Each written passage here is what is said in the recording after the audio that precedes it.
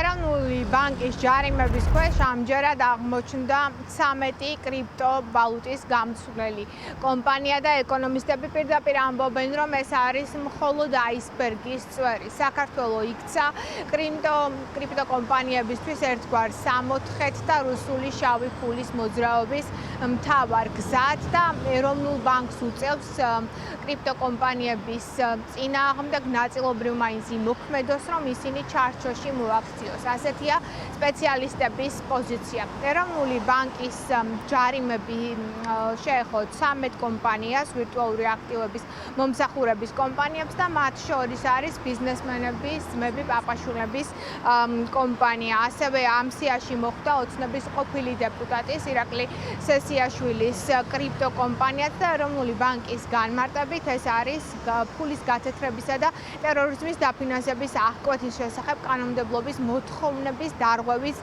გამო დაწესებული ჯარიმები. ეკონომისტები ამბობენ, რომ შემთხვევით ასეთი რამე ვერცერთ კომპანიას ვერ გამოეპარებოდა, შესაბამისად თუ ამ კანონის მოთხოვნები არ შეასრულეს და დაარღვიეს, ეს ნიშნავს, რომ დასამალიც ჰქონდათ.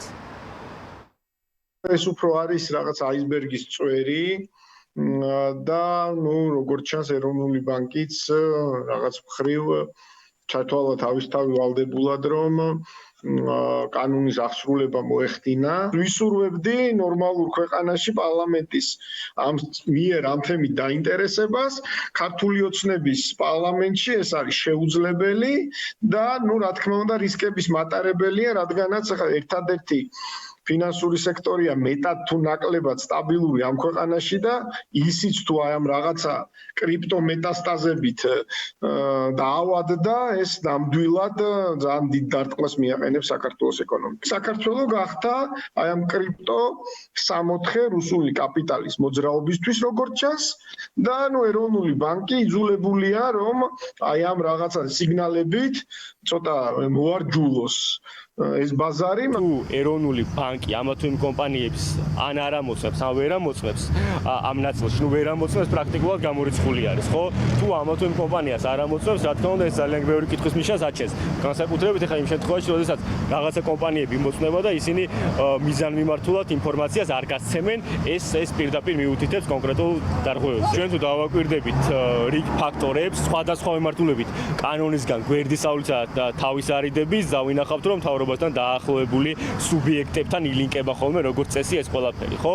აქედან გამომდინარე მე ვერ გეტყვი, შეიძლება ამ ადამიანებსაც მიაჩნდათ, რომ რაღაცა ტიპის კრიშა ქონდათ, რადგან ისინი მთავრობასთან დაახლოებული ადამიანები იყვნენ და არ ელოდნენ ეროვნული ბანკისგან ამ ნაბიჯს ამ მიმართულებით. თუ დასამალი ამ ნაწილში არაფერი იყო, ეს არ გახლავთ ის ტიპის გადაცდომა, რომელიც შეიძლება კომპანიას გაეპაროს.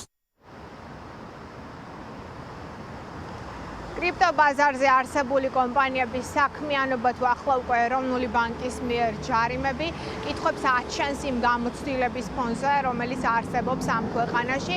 თუნდაც გავიხსენოთ, ერთ სავალუტო ჯიხურში ფულის გათეთრების შემთხვევა $100,000-ზე იყო მაშინ საუბარი და ეკონომისტებს ახსენდებათ ასევე მაგალითები, როდესაც ბრიტანეთმა სწორედ საქართველოში რეგისტრირებული კომპანიები დაასანქცირა რუსეთის დახმარების გამო და აქაც საუბარი იყო კრიპტო ქსელში ჩართულ კომპანიებზე. პირდაპირ ეთერში ლიკა ჯანყარაშვილი საუბრობდა.